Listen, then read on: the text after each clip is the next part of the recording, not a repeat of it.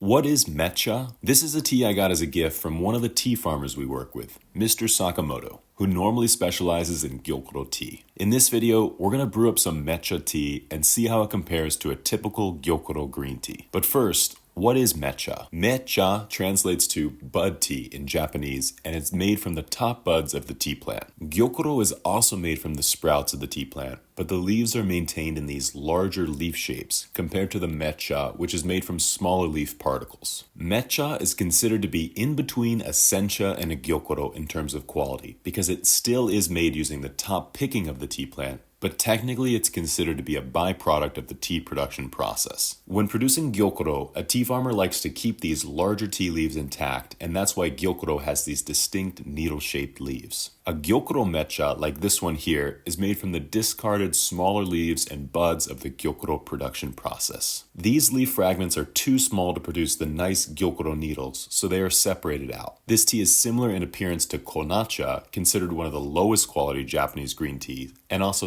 Sencha, the D-stem leaves that are ground up to make matcha, but it's completely different in flavor. The reason for this is that the top sprouts used to make Gyokuro, matcha, and even this Matcha are very high in nutrients. First, you have higher concentrations of catechins, a type of antioxidant. These antioxidants are responsible for a lot of the health benefits in green tea, but they can also produce a slightly bitter flavor in the tea. The buds are also high in theanine, the most common amino acid in green tea. These are responsible for the sweet and savory flavors that you find in Japanese green tea. L-theanine is also thought to buffer some of the negative side effects of the caffeine, and it's why tea drinkers report having this long-lasting, calm alert sensation throughout the day, rather than the jitters and crash that come with coffee. This Gyokuro Mecha is extra high in theanine thanks to the long shading process. 3 weeks before the harvest, a Gyokuro farmer will cover the tea plants in a special type of netting to block out the sun. This will boost the L-theanine in the tea, and it's why Gyokuro is able to develop such a smooth and sweet flavor. So in terms of flavor, this Mecha is quite intense. You get a lot of these sweet and savory flavors, but you also get a lot of the grassy astringency. Brewing up this tea is like making a concentrated shot of espresso, and it really wakes up the palate. Gyokuro, on the other hand, is much more balanced. It's meant to be a celebration of these sweet and savory flavors, and the bitterness is meant to be reduced as much as possible. Compared to the Gyokuro Cha Musume, which is a Gyokuro tea made by the same farmer and the same tea plant variety or cultivar, the Mecha is a bit more rough around the edges. It may have the same umami flavor as the Cha Musume, but it comes with much more grassiness and astringency. There's a reason the Cha Musume is the most popular of Mr. Sakamoto's teas. It has a straight-to-the-point umami flavor and a slight floral note to it. Mr. Sakamoto specializes in producing these Gyokuro teas, which are considered to be the most sought-after leaf teas in Japan. After traveling around Japan, we have tried dozens of different Gyokuro teas, and the best by far were produced on Sakamoto's family tea farm. What's even more impressive is that he's able to produce this trademark sweet and savory flavor without the use of pesticides or chemicals. He's created his own blend of organic fertilizer that allows him to grow strong, flavorful tea plants without harming the surrounding ecosystem.